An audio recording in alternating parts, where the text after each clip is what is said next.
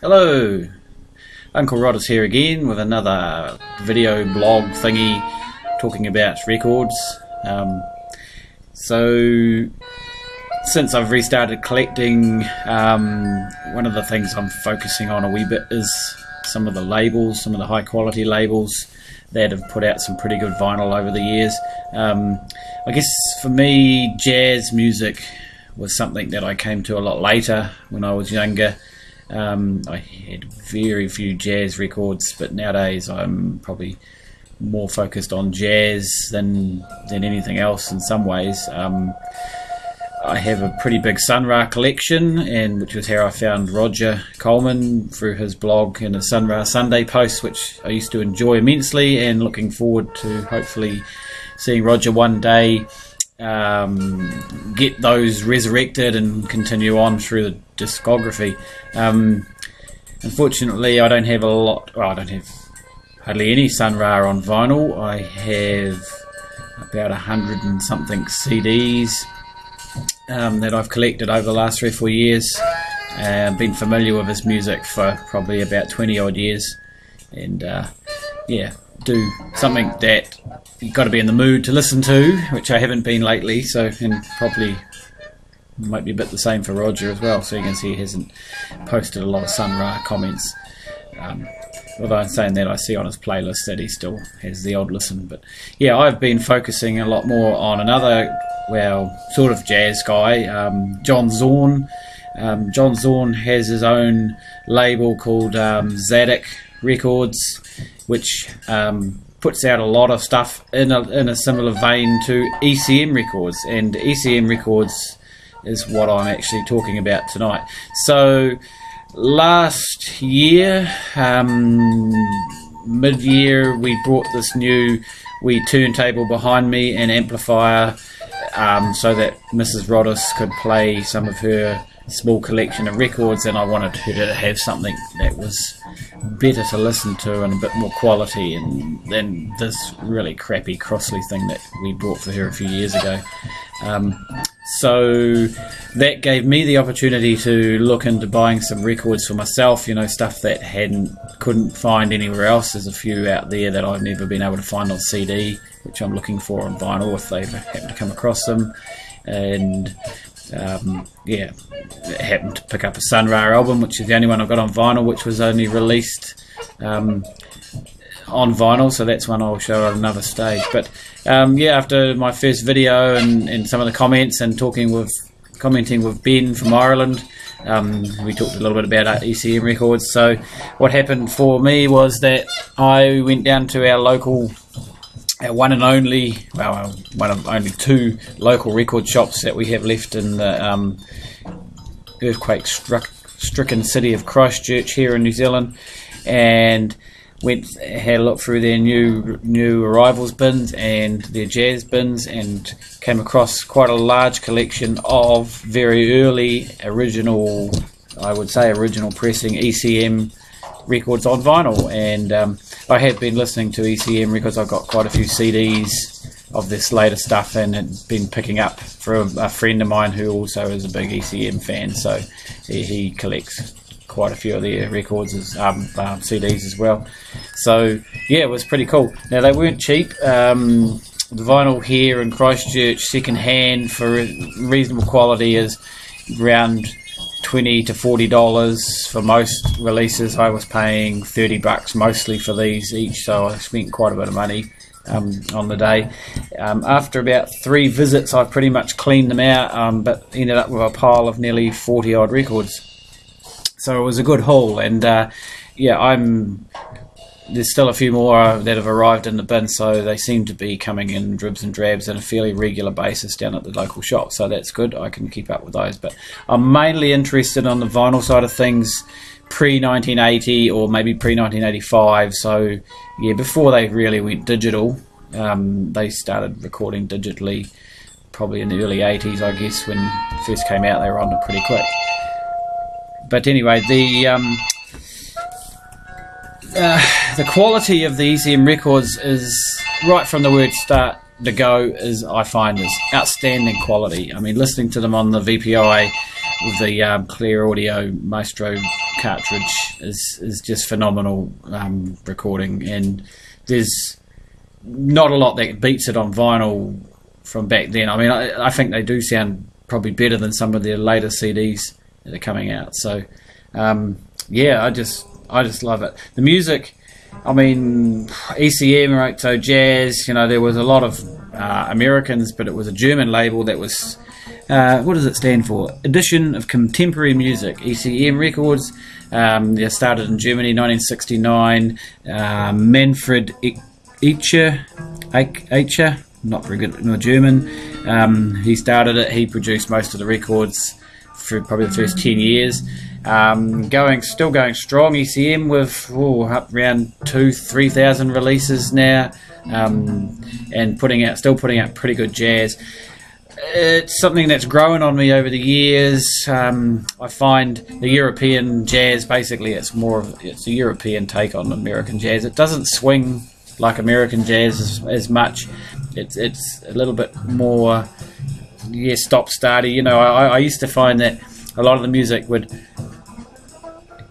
tick along but didn't ever seem to start getting going, and it didn't sort of started off with these long introductions, but they actually just kept on going, and that was the whole piece of music, and before it didn't actually start swinging. But that's not the case of all of them, and some of them do swing around a bit, and have a bit more melody, but it's definitely an acquired taste, I guess, but it's a popular one. There are a lot of people into it. They've been around a long time. They're one of the most successful jazz labels around. So I haven't got these in any sort of order, except that this one here, Jan Garbarek. So what is it? Afric Pepperland. So this is the very earliest one that I have of the ECM records, and this is ECM 1007, and it was released in 1970, so it's the number 7 record that they released at the time. I actually took this with me when I was listening to the VPI turntable at the stereo shop when I was purchasing it. My friend Ed and I went in and had a listen, and we took this record with us. And this is really cool. This is a very good. I've known of Jan Garbarek for quite some time. I've had a couple of his CDs, but haven't heard a lot of his early stuff.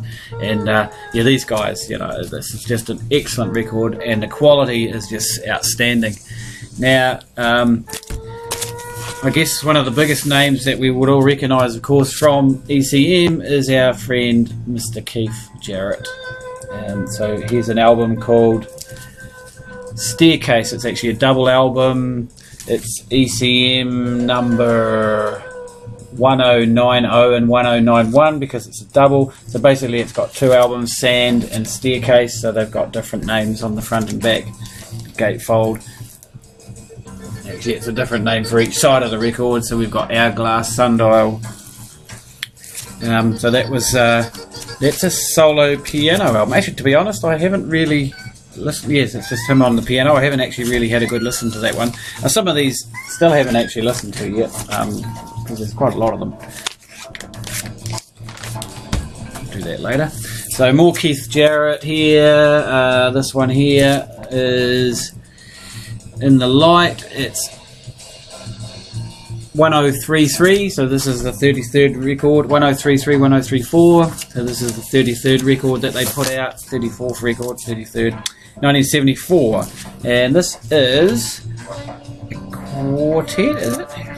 Oh, this has got strings and all sorts on it, this one. Yeah, okay, so yeah, these records, some of the covers aren't the best, but most of them, like 99% of them, the vinyl is absolutely pristine, and a few clicks and pops of what you expect with 40-year-old records, but have been absolutely looked after in a really,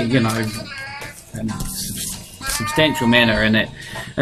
More Keith Jarrett, Invocations, ECM 1201, so we're getting into the 1980s here. This is 1981 here. Again, this is just him solo on his own with and playing saxophone. I mean, Keith Jarrett, some of his stuff I can handle, some of it gets a bit tedious, but he's amazing. He's an amazing piano player, you know, absolutely outstanding. Another one, My Song. This is 1978, and yes, it's ECM 1115. So, yep, that's another one. This is a yep, Jan Garbarek on this one. Yes, so there's and a lot of the ECM records didn't necessarily have a leader. You know, like all of the musicians were co-credited on the record. This one here, ECM 1164, John Abercrombie. So that's again 1980. I think I showed this one another video recently. The light's not too good on the cover for this because it's all white, but Cadenza 2, Colin Walcott, Don Cherry, and Nana Vasconcelos. So yeah, it's one of those records where they kind of like all get credit on it. So it's a trio. You've got sitar, tabula, timpani, trumpets, of course, from Don Cherry, and drums, percussion. Yeah. So ECM 1177. Eberhard Weber. This guy's pretty good. I really like his music. This one here is a later one from 1980. Yeah, 1980. So, yeah, he is saxophone, flutes. Yeah, I like him, especially some of the earlier ones.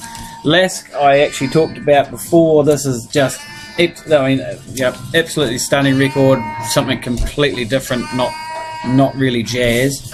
Another Jan Garbarek. This is 1985. This is actually a good record, but it's a lot more mellow. This is when he started getting a lot more mellow than he was earlier on. This is one I picked up recently, so it's a later one.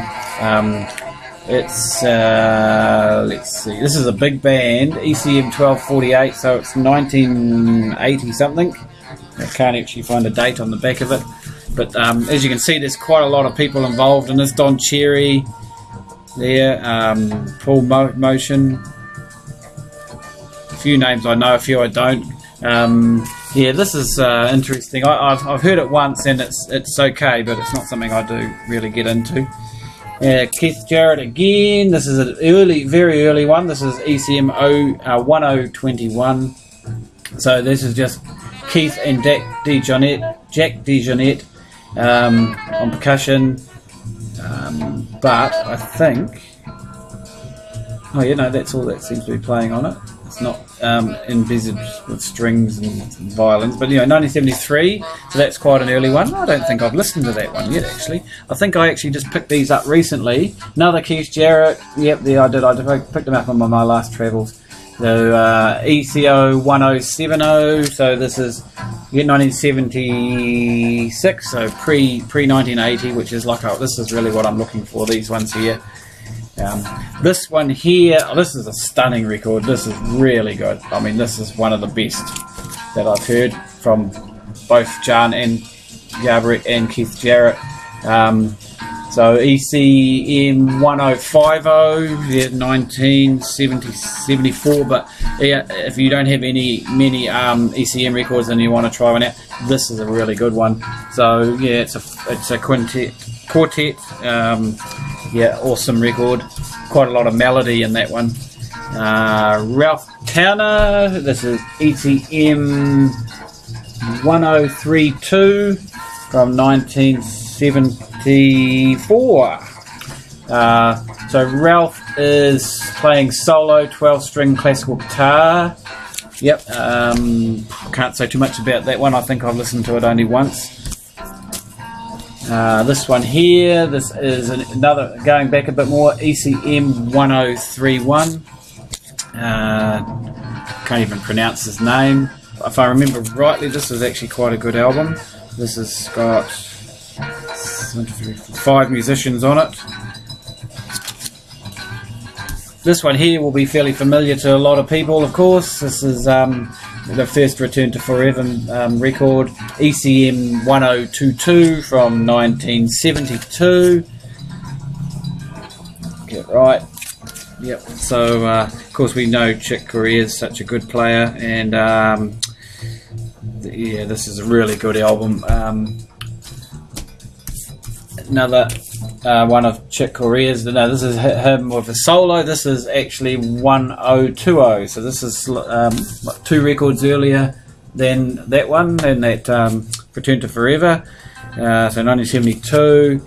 So this is volume 2, and I do have volume 1 floating around. Well, there it is, volume 1. There it is there, and look how young he looked on the back of that. I mean, he looks like he's only a kid. 1014. So we're getting. This is almost the second earliest one I think I've got. Then we've got this live one here. It's a double LP with. As you can see, Anthony Braxton, Chick Corea, Dave Holland. Dave Holland is a guy who I rate highly. I've got some later stuff of his that I just really like his style. He's a bassist.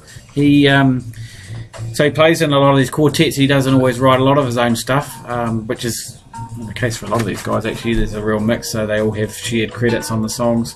But yeah, I really like Dave Holland, and I've got some more of his floating around on some other ones.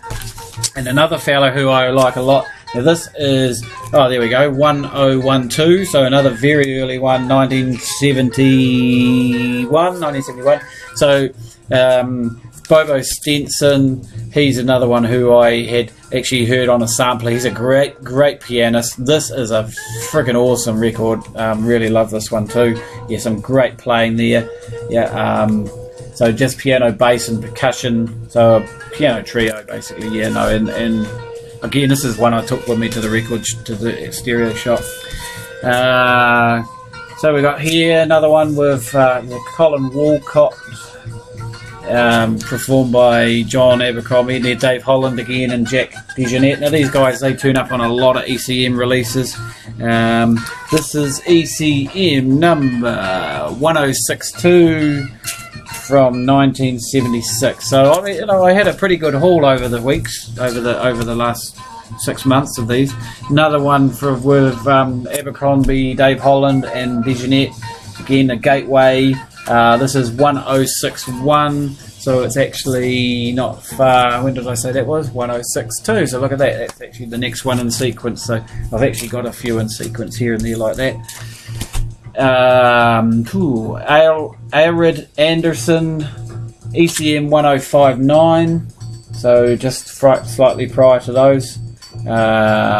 We've got four guys. So this is a quartet: bass, piano, tenor, sax, and drums. Can't really say too much about that one. I haven't really had a decent listen to it yet. Steve Con Ecstasy, ECM 1058. So we're all kind of around the same area. This looks like this guy's flying solo on the piano this time. Haven't listened to that one yet. Gary Burton, Dream So Real. This is a slightly later one, 1072, and we're hitting the late 70s again, 1976. I like this. Gary Burton plays vibes, and the vibes are not something I'm a big fan of, but I actually like this album, and it gets a bit fusiony in places, and it's a good one. Bill Connors, ECM 1057. Not particularly familiar with this record just yet, so I need to spend some more time with it and get to know it a bit better. But another Gary Burton one, ECM 1040. This is there's a symphony orchestra here, so we've got strings. So we've got a quartet, vibes, guitar, bass, and drums, and embellished with some string. Hang on, the record's finished. I'll be to turn it over. So we actually just got James Gardreck's early album playing around in the background here.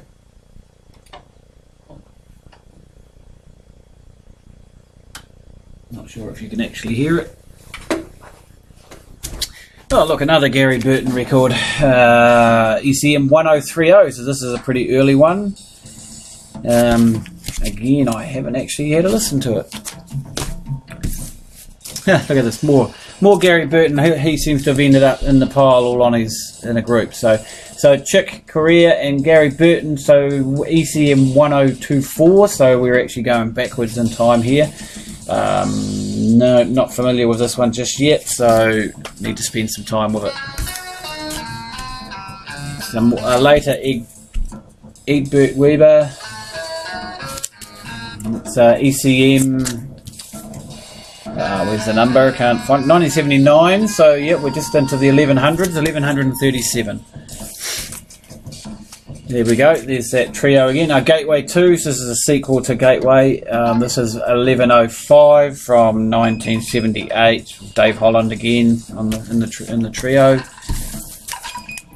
And here's a Jack DeJohnette direction. So this is him leading the band here with John Abercrombie's there. This is 1103, and again another record that I haven't actually had a decent listen to. This one's a great one. I like this guy, Egberto Gismonti, and he's playing on this. He's playing 8-string guitar, piano, wood flutes, voice, and he's got Nana Vasconcelos percussion. So just the two of them. This is a really cool record. It's kind of got a Spanishy flavour to the guitar playing, but the guy is really good. I like that is a real classic. Another Egbert Weber. This is 1084, 1977. Not familiar with them, but this one here is a really good one. I've heard a few times. So Art Land, he's a pianist. ECM 1081 from 1976. This is a quartet as well, so trumpet, bass and drums. Yeah, good record, really cool. I mean, you know, ECM all has its own kind of vibe and sound, so there's not a lot of difference between them, but some are better than others. It's just depending on your taste. Enrico Rava. This is ECM 1078 from 1977, of course. There's not too much reflection off the light there. Like I say, these are all in very, very mint condition, except for this one. The cover's pretty cool. The music's really good. Barry Phillips is a bassist, and he's playing with John Sermon, his name I'm familiar with, and then John Abercrombie as well. The music on this is okay, but the record's quite badly scratched, unfortunately. I might hopefully be able to clean it up one day when I get a record cleaner. And finally, we have another Eberhard Weber. This is ECM 1066, so we're still in the 70s, still in the 10 in the first 100 releases that they did. So that's pretty much my pile of ECM. As I say, there's still more coming into the shop all the time, so I'm generally focusing on the first 100 releases, or first maybe up to about the mid 80s. But if I see others, I'll probably pick them up. So, yep. All right. Well, I haven't bored you too much, and we'll see you next time.